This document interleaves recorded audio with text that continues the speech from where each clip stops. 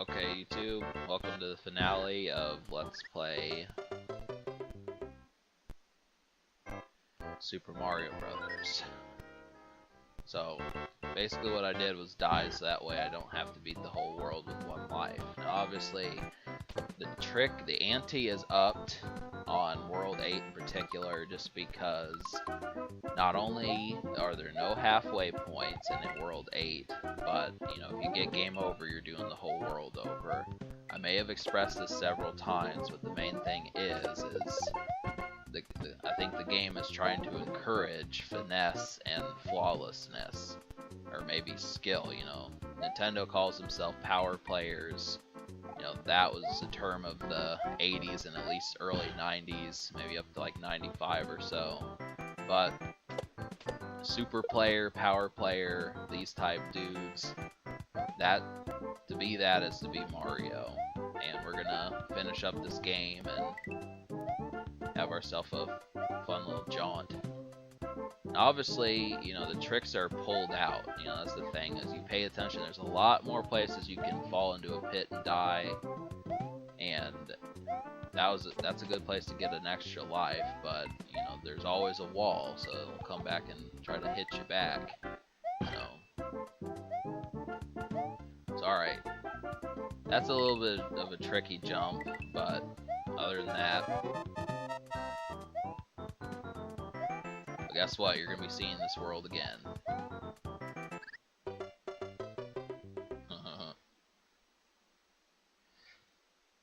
Yep, just like I said, whole world over. But so I'm trying to figure out how many one-ups are actually in this game, because that was one of the things that was praised about this game, was the fact that they had so many secrets, the warp zone, the mushrooms, the power-ups, the enemies, you know, these sorts of things, but can't really. I only know like one or maybe 3 or 4 of the one-ups in this actual game. But that's the thing, I used to have the guidebook for this game. I mean, they didn't have guidebooks for this back in the 80s, but when Super Mario All-Stars came out, I had it, and of course, it's in pretty bad shape, doesn't even have the cover anymore. You know how when you're younger, you take bad care of things, but you know, if you were to ask me how exactly that magazine came to be in bad shape, I wouldn't be able to tell you. So it was special size, about 200 some odd pages, 250, and told you where all the secrets were and that sort of thing. It's almost a collector's item, just because it offered details about the game beyond just what's in the instruction booklet. And, you know, I've since looked for it, but I can't find it anymore. I don't know what I did with it, but I admittedly would probably like to own that guidebook again. But so pretty much this is the end of this stage. So we're gonna go into our house, and then actually, I'm thinking that's more like a depot. I don't really know what that is. Kind of strange, but this level is not as tough as you make it to be. I mean, if people say that they die here, there's really only one reason why that should happen. You'll pretty much always be able to retry this with the same amount of lives because of that little trick right there. So, but the turtles that hop, really, you know, when I was playing this, those were trying my patience. They're all over the place. It's one thing that they didn't do in about Worlds 1 to 5 is you didn't have to worry about these guys so much. The main reason why they're annoying is just because you have to wait for them. You know, you can't move first, you have to move second, and that's one thing. So this is one of the harder points of the game. This is definitely a tricky maneuver, but I didn't get far enough on the edge of that little cliff, so you actually have to be about as far as you can go on there. And for the most part, I don't have trouble with that area. It's just, you know, if you go too much to the edge, you'll fall off, and then, well, you're gonna die anyways.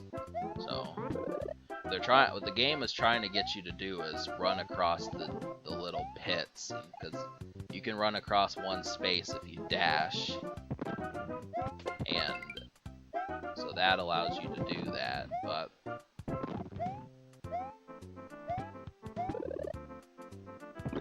I don't think it's implemented nearly as much as it is in Lost Levels.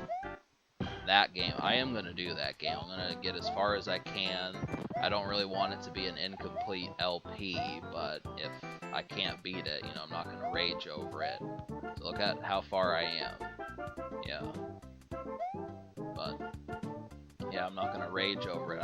You know, I'm 28, 27. I'm not going to be screaming at a video game, so. But I did actually try playing this back in December. It's almost March now, so I almost fell there. But I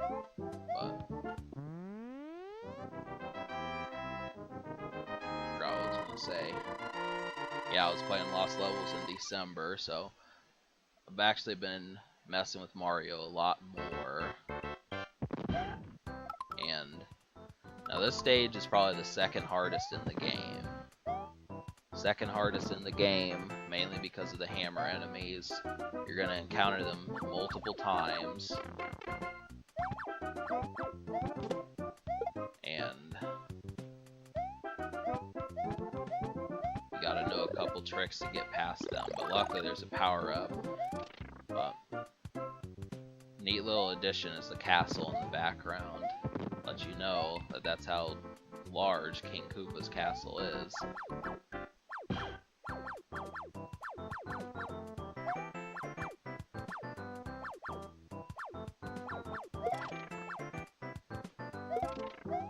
And there you have it.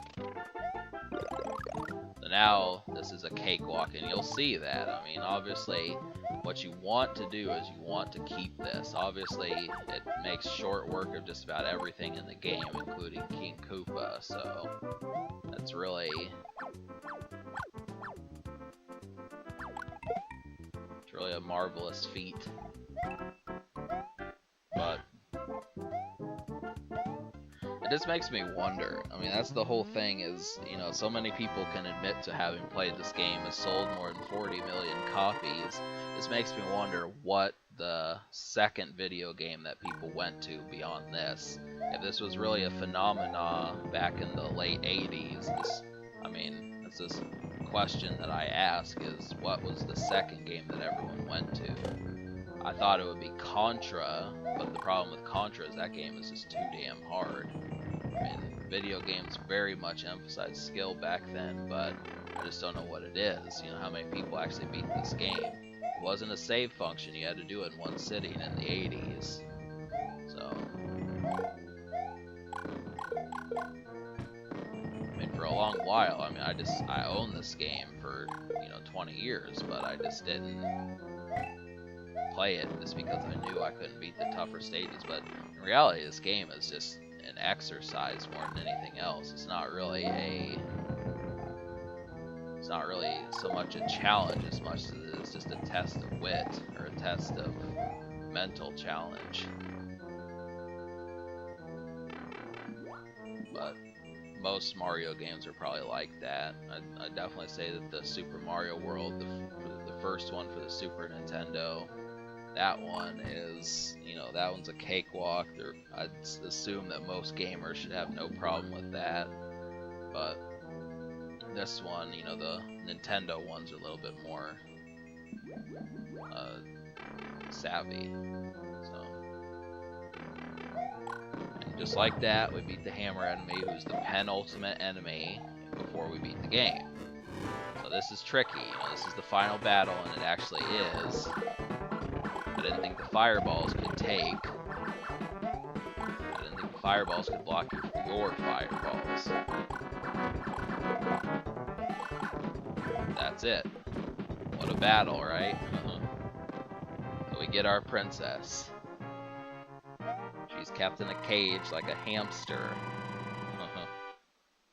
funny. So we're not done just yet. You get to see the dialogue that actually happens, and then we're gonna go at least one more stage just to celebrate. So hurrah to our hero. There is no further thing you can do, but you can always just play the extra quest again. Now in the Nintendo version, you can actually pick the world that you want to go to in the extra quest. You don't have to start with World 1. I guess they kind of removed that function. But yeah, this is just, you know, plain jargon at this point. You know, obviously, I could go through it and show all the secrets, but you've seen the game, so. World 1-1.